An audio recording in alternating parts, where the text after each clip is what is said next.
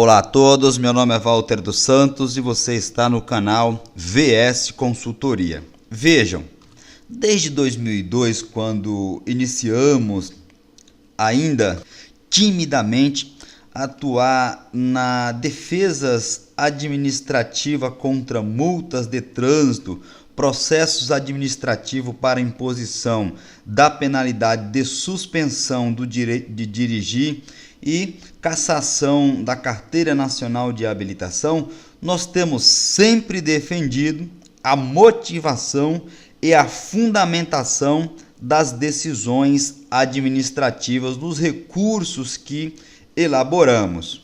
Inclusive, nos modelos que fazemos, tem um parágrafo exclusivo para essa finalidade. E quando isto não é respeitado, nós interpomos outro recurso requerendo a nulidade da decisão administrativa, exatamente por falta de fundamentação do ato administrativo. Veja e eu já te explico por que estou gravando sobre isto. Eu vou pegar um modelo aqui do meu acervo que tem dezenas de modelos de recurso contra multa, contra processo para a imposição da penalidade de suspensão do direito de dirigir e para a imposição da penalidade de cassação da CNH. São dezenas, como vocês podem ver aí na tela do seu dispositivo, que basta você adquirir, receberá um link para acessá-los e baixar, editar, colocar seus dados, enfim, utilizar da forma que bem quiser.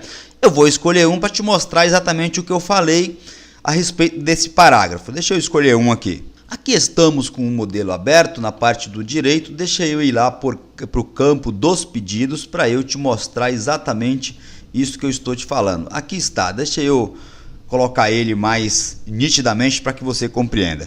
Veja, elabora-se o recurso e depois você pede isso. Por fim, deixa eu ir grifando para você saber exatamente aonde nós estamos aí na tela do seu dispositivo. Por fim, pugna-se que todos os argumentos sejam motivadamente cotejados, sob pena de serem reivindicados nas próximas fases recursais a aplicação analógica do princípio de que todo argumento que não for contestado deverá ser considerado como verdadeiro. O que o faz com fulcro, com fundamento no artigo 15 e artigo 489 do Código de Processo Civil, por ser medida da mais lídima justiça. Então, além do que discutimos durante todo o corpo do recurso, nós arrematamos com este último parágrafo. Agora, entenda por que eu estou gravando sobre isso. Veja, há tempos que nós alertamos para essa prática preguiçosa, desidiosa e desrespeitosa para com o cidadão em todos os recursos que fazemos. E isto não é só no estado de São Paulo, é no Brasil inteiro. Esses órgãos, eles costumam ter uma resposta padronizada para todos os casos, sem qualquer respeito ao direito e, pior, sem qualquer respeito ao cidadão. E aí vem o Ministério Público de Sorocaba, no estado de São Paulo, Sorocaba e região, e olha o que está aí na reportagem. Ministério Público apura critérios sobre recursos de multa em Sorocaba. O que está dizendo aqui? Está dizendo o seguinte, que só em 2018, 2.325 pedidos, ou seja, recurso na empresa lá municipal, que é a Urbis, Trânsito e Transporte, foram indeferidos. Desses 2.325, 1.884 foram negados os recursos. Apenas 417 foram deferidos, foram ganhos. Só que o Ministério Público descobriu aquilo que nós já sabemos há anos e só agora começaram a agir diante de tanta irregularidade, que a falta de critérios para a emissão de pareceres nos recursos de multas aqui em Sorocaba. Mas isso acontece aí na tua cidade, no teu estado, todos os dias. Neste momento que eu estou gravando o vídeo, está acontecendo isso. E por isso o Ministério Público começou a fazer o quê? A investigar o Ministério Público do Estado de São Paulo as situações que estão ocorrendo com os recursos de infrações registradas dentro do município de Sorocaba e região ali, na Junta Administrativa de Recursos de Multa, recursos de infrações. Aqui na reportagem está errado, mas ele não tem obrigação de saber, tá? Na verdade, a Junta Administrativa de Recursos de Multa não é assim, é Junta Administrativa de Recursos de Infrações. É JARI. E aqui eu já chamo a atenção de vocês. Por que que isso acontece? Porque o cara que está lá, ele não sabe nem o que é direito. Imagina a multa de trânsito, entendeu? Você vê, às vezes, o presidente, o diretor dessa Junta Administrativa de Recursos de Infrações, e dá uma entrevista e ele, até o nome do órgão que ele trabalha, ele dá errado. Que dirá a decisão desse cara? Ele fala JARI. É JARI. Não tem acento, infeliz. Isso aqui é a abreviação.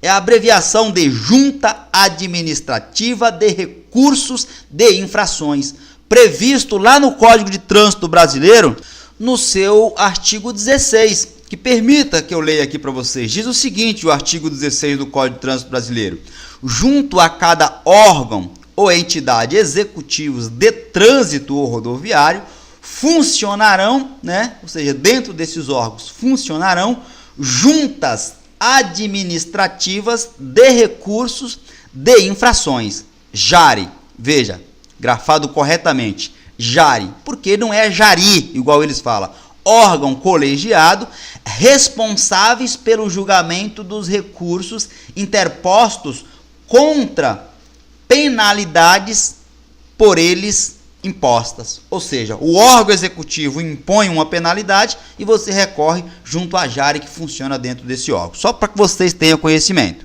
O inquérito do Ministério Público, ele investiga o caso que está a cargo do promotor, vou falar o nome para prestigiar o profissional, Orlando Bastos Filhos, lá daquela região. Diz o seguinte a reportagem: em 2018, o levantamento deles fornecido pela própria empresa, foram protocolados 2.325 recursos, Desses recursos, apenas 1.884 foram negados e 417 foram deferidos, foram ganhos.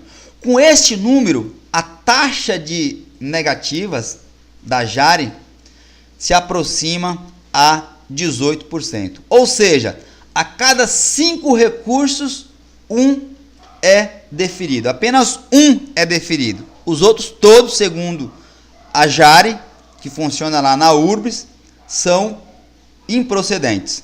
A reportagem nos dá conta de que a representação feita por um cidadão ao Ministério Público, que motivou a abertura desse inquérito, ele cita que, entre outras coisas, as decisões proferidas, ou seja, as decisões prolatadas lá pela JARI, sem qualquer fundamentação,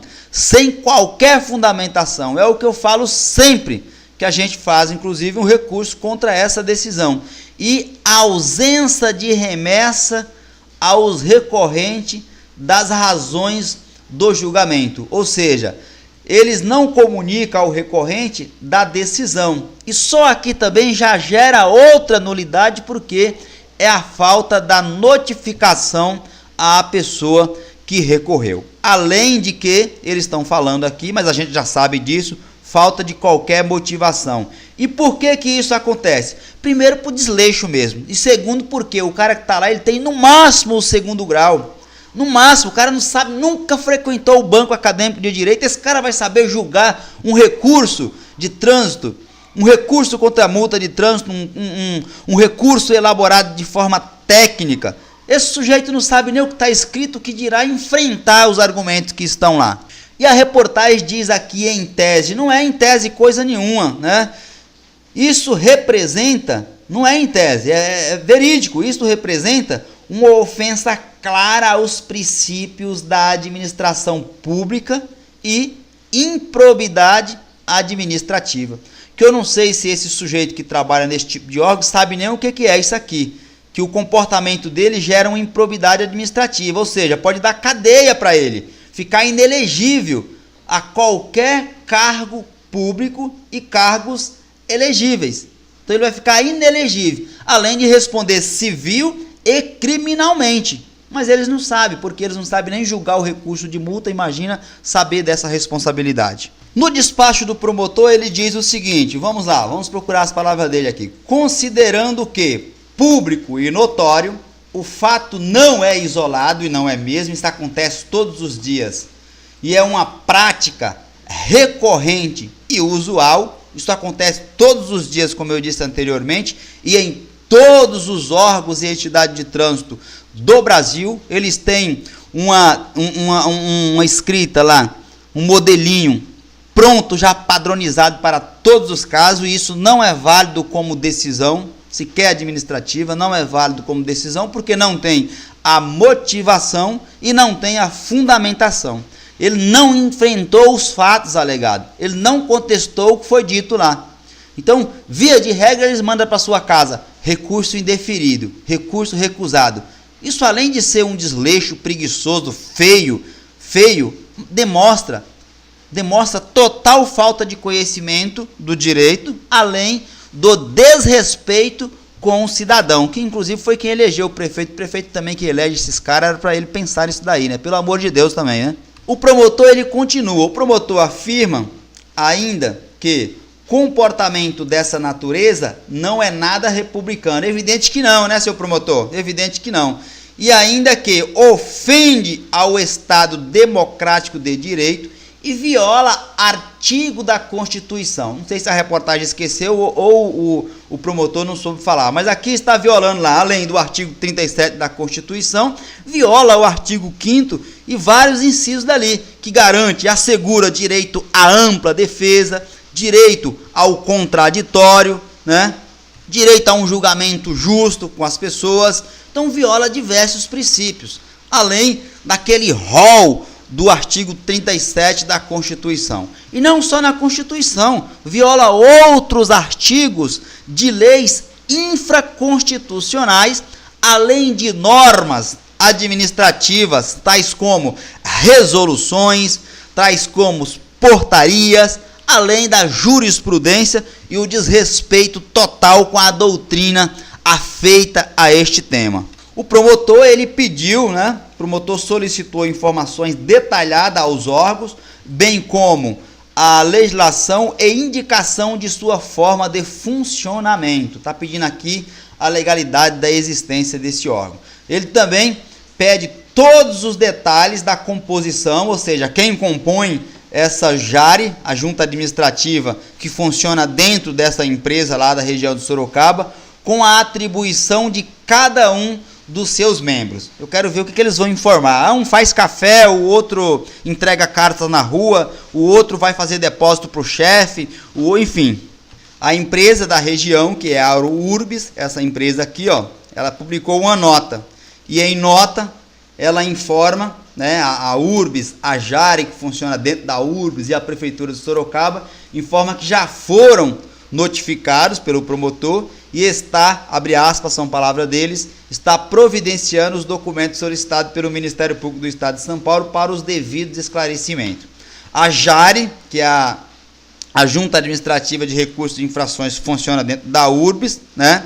Ela conta com uma equipe de 6 pessoas, sendo uma secretária, 4 membros, ou seja, 4 conselheiros, que são, membros mesmo, o termo correto é este, membros da JARE, que são julgadores, e um presidente.